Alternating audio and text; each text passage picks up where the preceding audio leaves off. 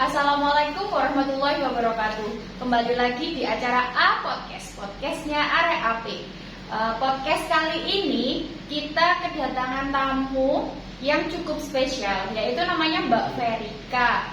Boleh Mbak Verika diperkenalkan dirinya dulu? Oh iya, selamat pagi, selamat malam. Saya Verika Gindari. Saya bekerja jadi perangkat desa di bagian Kaur Perencanaan di Desa Permisan, Kecamatan Jabon, dan saya juga kuliah di Administrasi Publik Universitas Muhammadiyah Sidoarjo. Ini agak flashback ya Mbak. Kita mulai aja pertanyaannya, kita agak flashback. Ngomong-ngomong nih Mbak, sejak kapan Mbak Verika itu bekerja di instansi desa ya? Lebih ke perencanaan di desa, di Kaur Perencanaan. Sejak kapan Mbak? Kalau untuk yang Kaur Perencanaannya, saya ada mutasi waktu itu tahun 2019. Cuman saya jadi perangkat desa itu waktu baru lahirnya peraturan Bupati tentang penjaringan perangkat desa baru, sehingga agak berbeda nih sama yang penjaringan perangkat desa yang dulu sebelumnya. Jadi waktu itu kita ada tes chat mirip seperti ASN itu. Akhirnya saya berani coba-coba mendaftar waktu itu 2016 Desember waktu pendaftarannya. Akhir ya, 2016 akhir. Ya.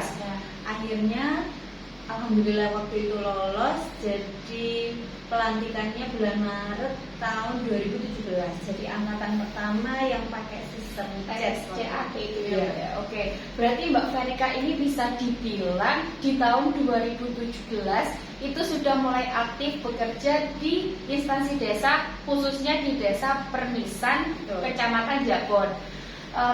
Selama dari tahun 2017 Mbak sampai saat ini ada nggak rolling jabatan atau apa gitu selama Mbak kerja di sana? Sering sih ya. Maksudnya gini, sebenarnya kan kalau di desa itu wewenang besarnya ada di kepala desa. Jadi untuk rolling jabatan ya tergantung dari kinerja kita, itu tergantung dari kepala desa. Saya waktu mendaftar pertama kali itu posisinya kasih pelayanan. Akhirnya dengan berbagai banyak pertimbangan 2019 awal ada mutasi jabatan. Di situ saya ditetapkan sebagai Kaur Perencanaan sampai sekarang. Apa aja sih Mbak kalau boleh tahu di Kaur Perencanaan itu yang dikerjakan? Kan kita kan prodi kita itu kan berbagai macam ya yang dipelajari. Kalau lebih khususnya di kegiatan real di desa, kalau sebagai Kaur Perencanaan itu apa aja sih yang dilakukan Mbak? Kalau jadi gini sebenarnya kan kita berjalannya itu berdasarkan regulasi dari Menteri Desa, Kementerian Keuangan, terus turunannya paling bawah dari peraturan Bupati. Waktu pertama kali saya itu kan kasih pelayanan, saya harus belajar banyak tentang birokrasi, ilmu komunikasi dan sebagainya. Waktu itu tepatnya saya ambil di AP. Ternyata di 2019 saya dapat rolling di Kaur Perencanaan. Nah itu lebih spesifiknya, setidaknya kita waktu pertama nih ya, tahun 2009 kita harus tahu teknik pembangunan waktu itu, karena fokusnya di pembangunan untuk perencanaan. Padahal sebenarnya perencanaan itu merencanakan tim, merencanakan semua kegiatan yang nantinya akan dilaksanakan di desa. Tapi meskipun dari AP pun ilmu perencanaan itu juga banyak yang masuk gitu, mulai dari statistik, istilahnya saya tidak rugi melihat di AP itu, ilmunya itu sudah banyak gitu. Saya antara teori dan prakteknya itu bisa gitu. Kalau sekarang misalnya kan banyak lulusan macam-macam, kalau perangkat desa sih enggak, skillnya itu enggak fokus. Istilahnya kalau di perusahaan kan skillnya kalau jurusan ini harus ini, kalau di perangkat desa enggak. Jadi kita itu harus multi, harus bisa belajar banyak hal. Soalnya itu tadi ya Mbak, kewenangan untuk rolling jabatannya di kepala desa, sama lihat kinerja. Jadi nggak menutup kemungkinan misal Mbak Verika habis di perencanaan pindah apalagi itu ya Mbak ya. Yang agak saklek nih yang Kaur yang kasih Kesra, karena itu harus ada sertifikat keagamaan. sulit ya. Iya, cara ikut rolling. Ya, soalnya pasti sudah harus punya itu tadi Iya. kemampuan di bidang agama yang Betul. lebih. Berarti banyak ya Mbak, di perencanaan itu nggak hanya tentang pembangunan, tapi juga kegiatan apa aja selama kurun waktu berapa lama di desa gitu ya Mbak ya, apa Iya. aja kegiatannya. Iya, jadi kita kan untuk perencanaan pembangunan kan kita ada tim.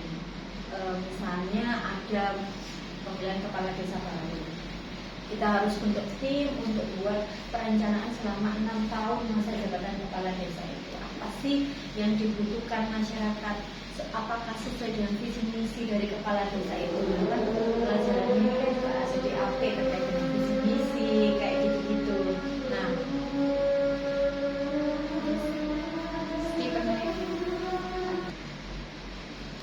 Oke Mbak, pertanyaan selanjutnya ya Mbak, apa sih menurut Mbak Verika nih selama kuliah, terus Mbak Verika ini kan jalannya langsung sekaligus dua nih ya, spesial, dapat teori juga dapat implementasi langsung di lapangan. Menurut Mbak Verika ada kesulitan nggak sih selama kerja, kuliah, terus Mbak Verika juga belajar dan langsung implementasi selama perjalanannya dua kegiatan ini bareng-bareng, ada nggak kesulitan buat Mbak Verika? kalau kesulitannya sih sebenarnya ada saja sih Mbak ya, terkait dengan waktu kita kurang istirahat. Cuman kalau kita merasanya itu senang karena waktu itu memang saya pengen kuliah, jadinya nggak terasa berat gitu. Saat yang terberat itu saat COVID kemarin, karena kan saat COVID itu kerjaan di desa itu jadi lebih banyak karena kita menangani yang COVID, orang yang kena COVID dan sejenisnya banyak pokoknya Mbak. Kesulitannya lebih ke situ, apalagi waktu saat COVID itu tugas-tugas kuliah juga banyak kan Mbak. Jadinya ya Tabrakan ya Mbak. iya, gitu benar. Apalagi kan terus tiba-tiba jadi awalnya offline jadi online dadakan. Kayak gitu kan susah menurut saya ya. Kalau apa itu mixkan antara awalnya sudah tertata rapi, tiba-tiba ya lihatlah tatarannya. Konsentrasinya sudah mulai pecah Iya. dan beralih. Jadi itu ya semenjak COVID kayak nemu permasalahan baru ya antara bagi waktu, soalnya ketika tugas di desa juga ada tugas di kuliah Iya. dengan dadakan online itu tadi. Betul, Ya. betul Terus sekali. apalagi sih yang menurut Mbak Verika itu menarik di Prodi AP? Saya tuh menarik sama dosen-dosennya sih. Pertama ya banyak dosen yang juga sebagai kepala dinas itu. Jadi kita jadi perangkat desa itu kita juga harus bisa bangun link. Itu manfaat sekali karena antara kabupaten sama desa itu ada penyambungan kecamatan. Cuman kalau kita bisa punya link langsung, aksesnya langsung lebih cepat, itu akan lebih mudah. Masyarakat juga lebih mudah untuk mendapatkan pelayanan karena paling ujung pemerintahan kan desa. Jadi seperti itu Pak. Di AP kan dosennya juga sekali loh. Itu yang saya acungi jempol dari AP. Kalau di AP kan memang nggak hanya dosen yang benar-benar ngajar aja, tapi kan ada praktisi, Betul. terus ada kepala dinas. Jadi dosen praktisinya itu biasanya kan kepala dinas, terus apa sekretaris atau apa gitu. Jadi di AP itu nggak melulu hanya dosen yang hanya ngajar aja, tapi kita juga biasanya langsung terjun di lapangan. Betul. Ya Mbak ya, Iya. kayak ada magang. Ya, betul. Jadi ini selama Mbak Verika kuliah di AP ngerasain itu ya manfaatnya banget. Soalnya kebetulan dunia kerja yang Mbak Verika jalani ini kaitannya erat ya sama AP. Iya, benar sekali. Jadi sebenarnya saya tidak salah ambil jurusan. Rasa bener ya Mbak, bener sendiri. Soalnya sudah pas ya antara teori yang didapat terus Betul. sekalian langsung diaplikasikan. Iya. Soalnya kan apa ya, di desa itu belum tentu sama kayak digital di teori ya Mbak ya. Iya. Jadi dengan gitu kan menurut saya tuh Mbak Verika lebih tahu gitu nggak ya, lebih tahu oh iya bedanya gini ya, kalau dicerita itu seperti ini, Iya. kalau realnya gini. Mungkin itu yang teman-teman belum punya belum teman-teman rasain yang hanya kuliah aja tapi belum bekerja. Jadi dengan sedikit banyak di podcast kali ini kalian bakalan dengar cerita gimana perbedaannya kuliah aja sama kuliah sambil bekerja di desa. Terus balik lagi ya Mbak Verika, menurut Mbak Verika mata kuliah apa yang sampai sekarang itu bekas sama Mbak Verika? Metodologi. Kenapa Mbak kalau metodologi pendidikan sosial? Metodologi saya itu masih ingin mengaplikasikan terkait dengan data ya. Kalau di desa itu menemukan kevalidan data itu agak susah. Saya ingin mempraktekkan metode-metode itu untuk mencari data, akurasi data terkait dengan data penduduk, data kemiskinan dengan metodologi itu. Karena apa? Sekarang itu semuanya basis data. Data kependudukan itu sebenarnya data yang paling utama, tapi banyak permasalahan di situ. Contohnya, kayak misalnya saat pemilu, orangnya sudah meninggal, tapi masih ada di data pemilihnya.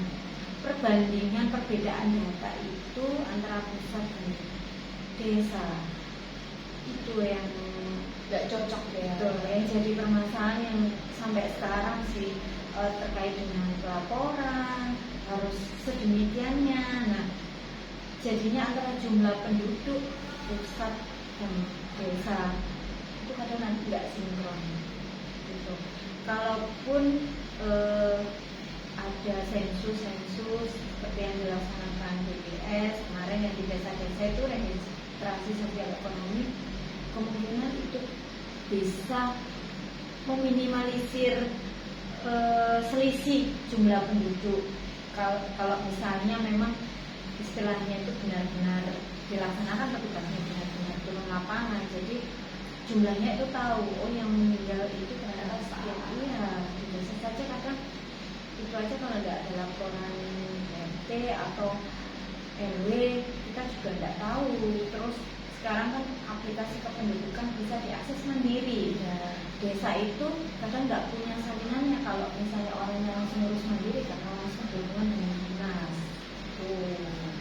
Jadi kayak itu ya Mbak ya, aplikasi sekarang itu juga membingungkan. Betul. Ya kan, Iya. membingungkan, mempermudah tapi juga agak membingungkan desa.